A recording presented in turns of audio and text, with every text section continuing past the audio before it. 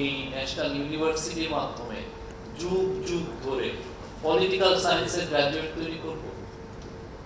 বাংলাদেশের লাখ লাখ আমরা প্রতি বছর দেখবেন কি করো ভাই, আমি পলিটিক্যাল সায়েন্সে পড়ি রাজেন্দ্র কলেজে, আমি পলিটিক্যাল সায়েন্স পড়ি ব্রজেন্দ্র কলেজে, বিএল কলেজে।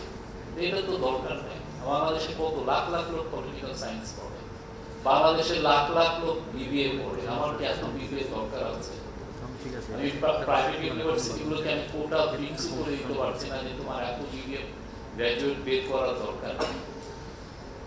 এই যে একটা মানে ক্রাইসিস, অথচ আমার গভর্নমেন্টের স্টেটের সমস্ত রিসোর্সটা আমি মোবিলাইজ করে আমি আমার কলেজগুলোকে চালাচ্ছি, কলেজের টিচারগুলোর বেতন দিচ্ছি, তারপরে আমি কি প্রডিউস করছি? আমার ওই 4 বছরের তাকে আমি ওইটা না পড়িয়ে তাকে যদি জাপানিজ ল্যাঙ্গুয়েজ পড়াতাম, আমার জাপানে আমার এখন 10 লক্ষ লোক থাকতো। জাপান বারবার এসে জাপানিরা বলছে যে আমি 10-15-20 লক্ষ লোকের মতো দরকার তাদের।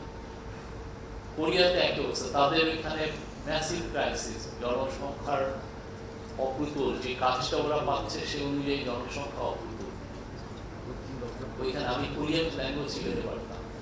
আমি শিখাচ্ছি কি, আমি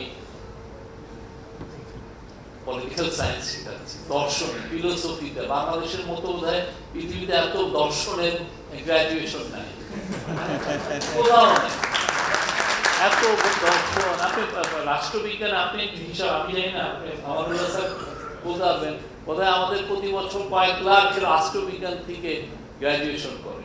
কি করো? এটা করি। এই জায়গায় এসে আসলে সত্যিকার অর্থে গভর্নমেন্টের এই চিন্তাটা করতে হবে।